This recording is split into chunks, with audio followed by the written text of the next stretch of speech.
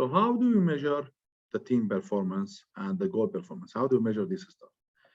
Usually we have different options to measure, but if we focus on three parts, which are the phone system, the email system, good, and the incident tracking, the ticketing system. So there's three options that we can measure performance on. Let's talk on the phone system. When we talk on the phone system, this is the phone system, we measure the availability. Good. The length of the time signed on the ACD system compared to the length of the time scheduled. So if Sarah are scheduled to work from 7:30 to 3:30, which is 8-hour shift or 9-hour shift, whatever, and then she was available on the phone for like 7.5 hours, and she was not available for 30 minutes. This is something good. So Sarah was actually working all the day. She just took a 30-minute break. But if that was 2.5 hours, and this was like 4.5 hours or something, then there is something wrong here. Sarah was busy doing something else. This is what we call it availability time. We have average call duration. If everybody in the team, on average, spent 5 minutes per call, while Sarah spent 15 minutes per call in average, what does that mean? That means Sarah is chatty. She's chat too much with the customer. And when I'm talking about average, I'm not talking about one day. Maybe one day she got stuck with that poor customer whose issue took like 3 hours to fix. But I'm talking about looking at a whole month report or a whole 6-month report. And I find everybody in the team doing 5-minute call time while she's doing 15. This is something wrong. Or opposite, everybody's doing 5 minutes while somebody's doing 1 minute. Oh my God, what's going on? Are you just hanging up on the face of the customer? Good. We have time idle.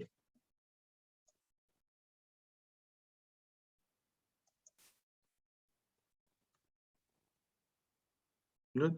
Meaning how much she was sitting there doing nothing. There was no calls, no stuff. Wrap up time. How much time it took to finish up one call before he go to the next call. All these numbers are there. All these reports are there and more. We have hundreds and hundreds of reports that's come. How much they waited before they hang up, how much they waited before we answer them, how much they were happy compared to the time they wait. All these kind of reports we can get from the new system. The ACD system can give us all these kind of reports. The second part is how to handle the email. Good. How do we measure email? What do you guys think? How do we measure email work? What do you guys think? How do we measure the email? The phone system, you understand, waiting time, this thing. How do we measure the email? The amount of responses. What do you mean the amount of responses? Every email that comes, I will respond to it. So that's 100%. Gotcha.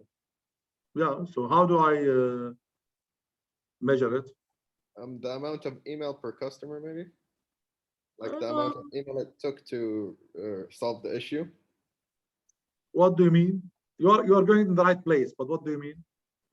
Like say the customer has a simple issue, it shouldn't take like 2 emails to solve, but it took more than 2 emails. Yeah, I forget that you guys, we didn't do chapter 4. In chapter 4, there is something I'm calling the email ping pong. You know the email ping pong?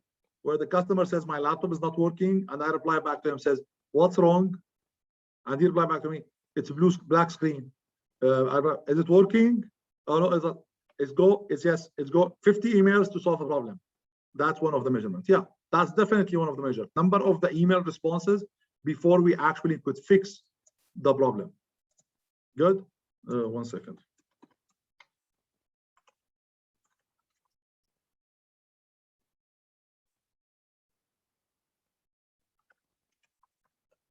Good. In the emails, usually, it's not only about this. Good. We have very important factor is the average handling time. What do we mean by this? You know how the mailbox came. The first email, the second email, the third email, the fourth email, the fifth email.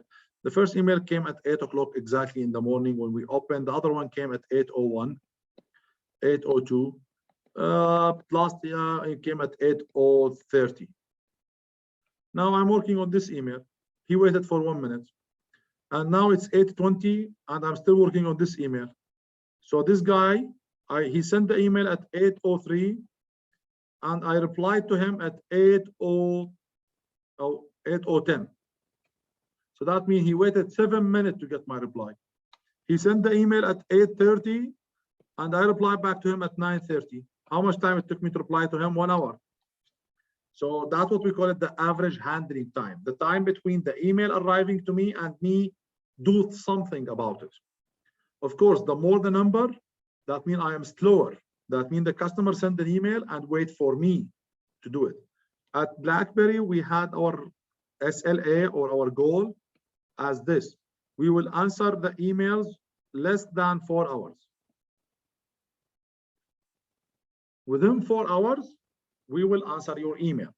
We were achieving between 85 and 90%.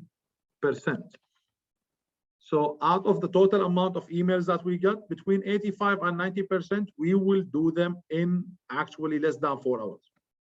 And we were measuring this? Yes, we were measuring this. We had a special tool installed that would measure the emails between the time the email arrived and the time somebody marked the email as read or replied to, and he would calculate that time, and then he will do the average for the whole day. This is how much. Does that mean we get emails responded in like 3 minutes? Yes. Does that mean there's some emails took like 5 hours to respond to or 10 hours to respond to? Yes, absolutely, no problem. It's just a way of measuring it. Good. So all this stuff, this is what we call it a mail exchange. How many emails we have to send in and out before we can solve the issue. So all this stuff will help us measure the email performance. Good. We have the metric capture for the ticket, the incidents. Good. How many of those incidents were reopened? What do you mean, Hassan, by reopened?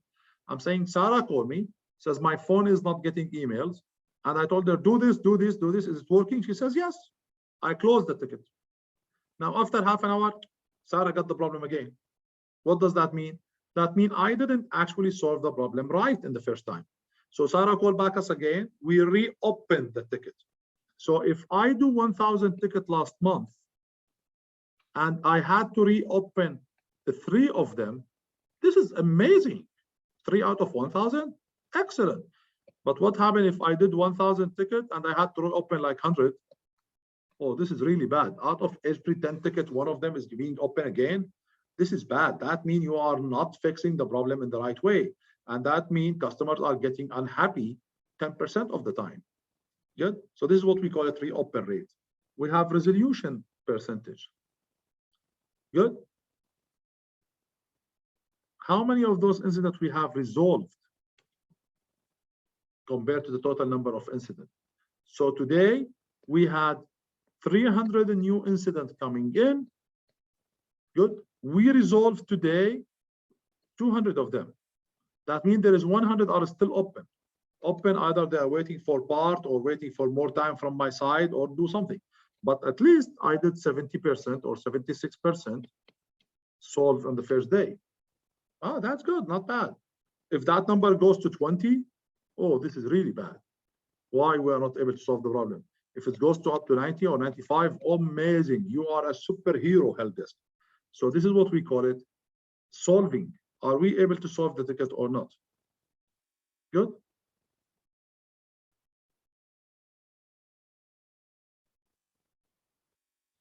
So this is again what we talk about. There is a lot of applications, there is a lot of systems that help us get this data.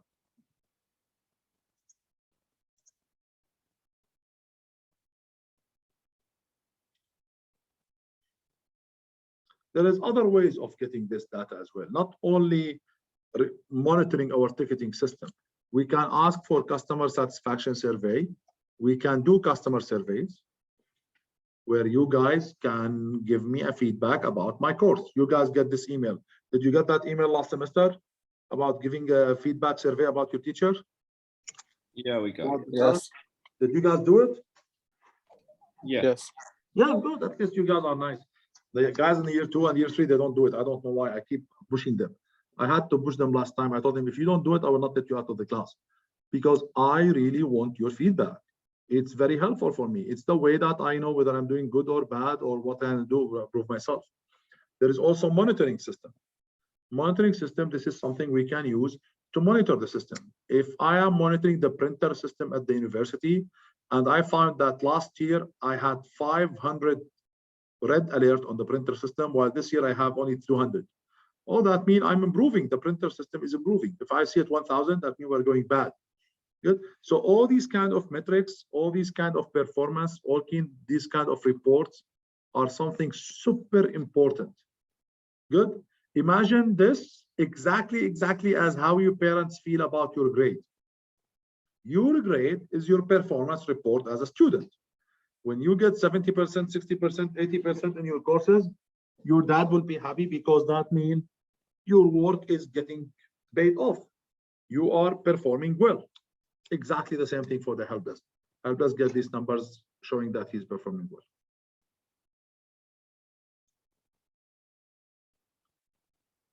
Okay, good.